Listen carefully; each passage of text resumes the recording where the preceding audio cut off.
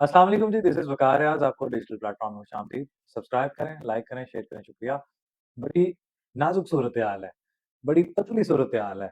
और जज़्बात बदल गए, हालात बदल गए। डीजीआईएसपीआर का नया बयान आया और फिर थरथल्ली मच गई और फिर वही भारत को जो हमने धूल चटाई, नाक को चने चुभवाए, वो दादी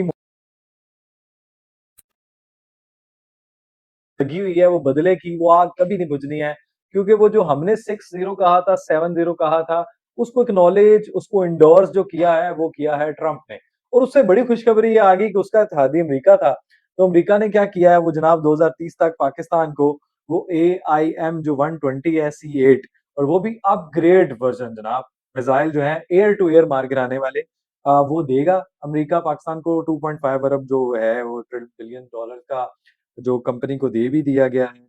और हमने ये जो मैंने कहा ना डीजीआईएसपीआर ने बड़ा बेहतरीन बयान दिया है, हम सारे जवान जो हैं, हम सारे जो कौम है, चाहे वो मर्द है, औरत है, बच्चे हैं, बूढ़े हैं, सारे अपनी फ़ौज के साथ खड़े हैं।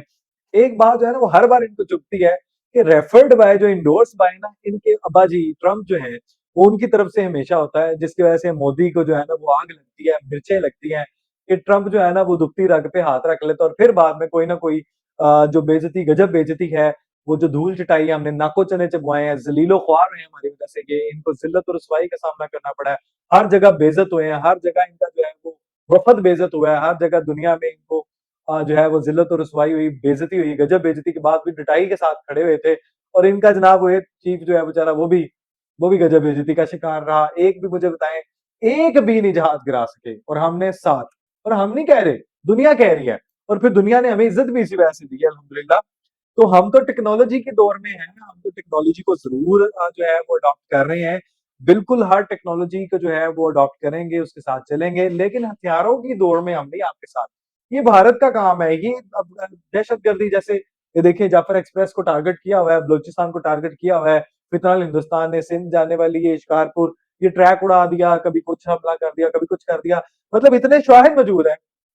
सबूत मौजूद हैं, दुनिया में इनको ज़िल्लत-ओ-रसवाई का सामना है। भारतीय फितना फंडेड जो हैं, ये दहशतगर्द जो हैं, बुज़दिलाना कार्रवाइयाँ इनके सामने आती हैं और भाग जाते हैं। और ये इन कार्रवाइयों में जो दहशतगर्द मुलव्विस हैं, हम एक-एक को चुन-चुन के मार रहे हैं और तुन के रख रहे हैं। और यही जो है वो भारत से जनाब वो बस वो जो मई वाली जो जंग हुई है, वो जिसमें ये हारे हैं, जिसमें इनको ऐसी शिकस्त हुई है कि दुनिया ने देखा है, तो बस वो हज़म नहीं हो रही और वो बाहर आग लगी हुई है, ये मोदी नहीं कहा, मैंने नहीं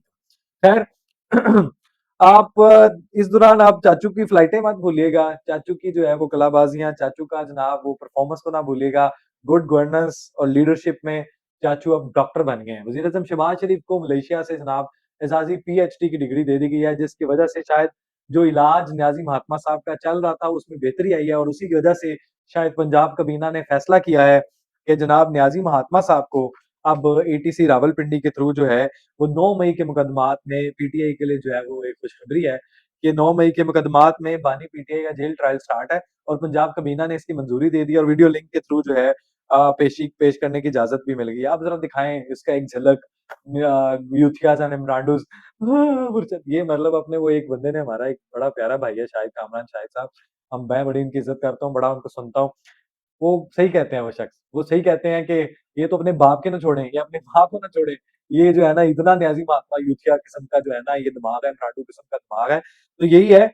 कि इनको जनाब पंजाब कबीना ने ये जो दुखती रग पे हाथ रखा है ना वहाँ पे मोदी की और यहाँ पे न्याज़ी महात्मा की, तो दोनों का हाल जो है ना वो ट्रम्प के थ्रू ही हो रहा है। तो बानी पीटीआई जनाब जो न्याज़ी महात्मा साहब में ट्रायल रावलपिंडी 80 से 80 जो है सॉरी 80C में होगा, ये किया जाएगा। और इस दौरान आपको एक और जो है वो चीज़ बता दें, है तो इसकी वैल्यू नहीं है इतनी, ना ही कोई इतना मतलब मायने रखती है। लेकिन चूँकि इन्होंने गंदगी गिलास में जो पीएचडी की हुई है, मेरी मुराद जो है ये जो कहते थे तुम्हारी ऐसी की तैसी, तुमने गालिम-गलौच करके मैं तो नहीं करना चाहता, रिपीट भी नहीं करना चाहता, तुम्हारी ऐसी की तैसी, तुम्हारी फलाँ की बच्चे हो फलाँ, तुम जो है ना उसको गिरबान से घसीटते हुए लेके गए हो, तुम उससे ये है, तुम वहाँ फलाँ के लिए लेके गए हो, फलाँ के लिए। तो जनाब वो आज जो है ना मुबैना तौर पे पेशावर से उनमें से एक साहबजादी का जो है वो कहते हैं जी मुबैना तौर पे अगवा हुआ है। इनके मुताबिक एफआईआर के मुताबिक और हुआ कहाँ से ये नहीं भूलना आपने, केपीके से, गंडापुर साहब के नाक के नीचे से। ये कहती है कि तुम घुस के दिखाओ, फलाँ करो, ये कर देंगे, वो कर देंगे, केपी मैं चलाऊँगा, फलाँ हो जाएगा, ये होगा। आपकी नाक के नीचे से जनाब आपने पता नहीं अब ये खुद कार्रवाई डलवाई है क्योंकि काफ़ी देर से मंज़िल आम से गायब थी और अच्छा आप केपीके में कर क्या रही हैं ऐसे? पेशावर में आप कर क्या रही हैं? अगर आपने कोई गुनाह नहीं किया और अगर आपने कोई बड़ी आप बहादुर हैं, आप टक्कर के लोग हैं और आप यूथियाज़ एंड इमरांडन हैं, इमरांडूज़ हैं और न्याज़ी महात्मा कल्ट के जो है फॉलोवर हैं और न्याज़ी महात्मा जो दिमागी पैदल हैं ये शख्स मतलब लीडर है यार आपका, तो आप ये छुपे फिरते हैं। हमाद अज़हर साहब भी छुपे फिरते हैं। तो ये कहते हैं जी इनका पेशावर से मुबैना तौर पर अगवा हुआ है, सनम की गाड़ी आई, कुछ अफ़राद शामिल थे उसमें। उन्होंने कहा जी सनम ने इसको ज़रा बीबी आके बह जा, तो आजा नहीं बह जा मेरी साइकिल पे, तो वो पता नहीं वो बैठ गई बड़ी शरीफ आराम से और कोई बंदा नहीं देख रहा, लेके चली मतलब आपको स्टोरी सुना रहा हूँ, ये मुझे ना वो बंदा याद आ गया। वो कहता था, मैं जब बात करता हूँ, तो कैसे लोग चले जाते हैं जैसे आसमान की बातें कर रहा हूँ। यही तो मेरा अंदाज़ जिन्होंने कहा था कि लंदन मियाँ, जाफ़र लंदन मियाँ जाफ़र वाले। तो यही मुझे इनसे भी जो है ना वो आ रही है चीज़ें कि गड्ढापुर साहब का नोटिस है, वाक़यात का हुक्म है जी, तफ्तीश का हुक्म है कि तहकीकात का हुक्म है सॉरी और इसमें जनाब ये है कि पीपी वर्सेस पीएमएल-एन जो टेंशन चल रही है उसके लिए बड़ा अहम किरदार ज़रदारी साहब मुफ़ाहमत के बादशाह हैं और मोहसिन नकवी साहब तो ऑब्वियसली पहले ग्रेट हार्टेड बंदे हैं, काइंड बंदे हैं, दोनों तरफ बड़ा अच्छा रिलेशन है, कनेक्शन है और दोनों की सिचुएशन को बड़ा अच्छा द समझते हैं, बड़ा अच्छे रिलेशंस हैं, मैं उनको बड़ी अच्छी तरह जानता हूँ। बड़े वाइज़ आदमी हैं, एक्सेप्शनल आदमी हैं, ब्रिलियंट आदमी हैं, चीज़ों को सँभालना जानते हैं, टेक केयर करना जानते हैं, प्यार वाले आदमी हैं और मामलात को हल करना जानते हैं। बड़ा बेहतरीन किस्म का अल्लाह ने ये ब्लेस्ड है ये और लकी भी माशाल्लाह हैं। तो ये इनका ही ऊपर ही टास्क दिया गया है इनको कि ये जो है ना ये इस बर्फ को पिघलाएँ और इनका जो है टाकरा जो कभी एक-दूसरे के खिलाफ सिलाफ की करप्शन पे, फलाँ, मैनेजमेंट पे, लीडरशिप पे, गवर्नेंस पे, बैड गवर्न गुड गवर्नेंस पे जो है मुकाबला होता है, तो इसको एक टास्क सौंप दिया गया है, तो होपफुली इंशाल्लाह ताला इट विल बी डन और साथ इसमें आप ये नहीं भूलेंगे कि इसमें पाकिस्तान टीम की परफ़ॉर्मेंस ना भूलिए, परफ़ॉर्मेंस की बात आई, तो 2 हार हो चुकी हैं, तीसरी की तलाश है कि जनाब वो जीत में बदल जाए तो बेहतर है, ऑस्ट्रेलिया के साथ मैच है। अब देखते हैं वो पाकिस्तान की परफ़ॉर्मेंस जो मेन क्रिकेट ने किया, वही वुमेन क्रिकेट चल रही है अल्हम्दुलिल्लाह उसी ट्रैक पे चल रही हैं। यहाँ बाबर आज़म साहब को लाने का दोबारा इशारा हो रहा है रिपोर्टेडली और यहाँ देखते हैं कि अब क्या होता है। खैर मौका सबको मिलना चाहिए और बिल्कुल मिलना चाहिए। इसी दौरान सुप्रीम कोर्ट से जनाब ये है कि जो 26वीं आईनी तरमीम की रिविज़न सॉरी उसको जो उसके ऊपर अपील थी बराह रास्त नशरियात की वो उसको एक्सेप्ट कर लिया गया, मंज़ूर कर लिया गया। जो मकसद है अवाम को आगाह करना होता है, लेकिन खुद ही एक्सपोज़ हो जाती हैं। Supreme court justice Jamal Mandokhail साहब का कहना है, 26वीं आईनी तरमीम की अपीलों पर समाअत बराह रास्त नशर करने का जो मामला था, की दरख्वास्त मंज़ूर हुई है, कार्रवाई बराह रास्त नशर करने की दरख्वास्त से मंज़ूर है। सुप्रीम कोर्ट का एतराज़ात के खिलाफ दरख्वास्त ओपन कोर्ट में सुनने का फैसला।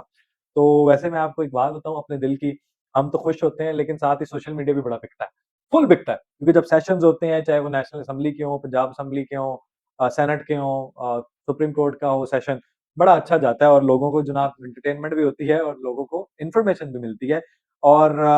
तेरा क्या होगा भारतीयों के एआईएम 120 और सी-8 जो है वो अपग्रेडेशन जो है वो मिसाइल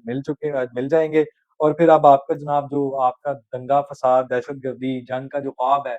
वो भी आपको पता है कि हमने पहले आपको जो किया है और ये सिर्फ़ जो है ना अवाम में एक पज़ीराई लेने के लिए, ज़िंदा रखने के लिए, सियासत के लिए बहुत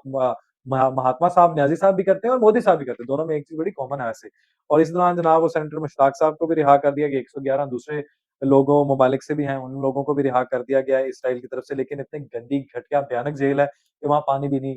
जो है बदनाम ज़माना इसराइल की जेलों में दिया जाता।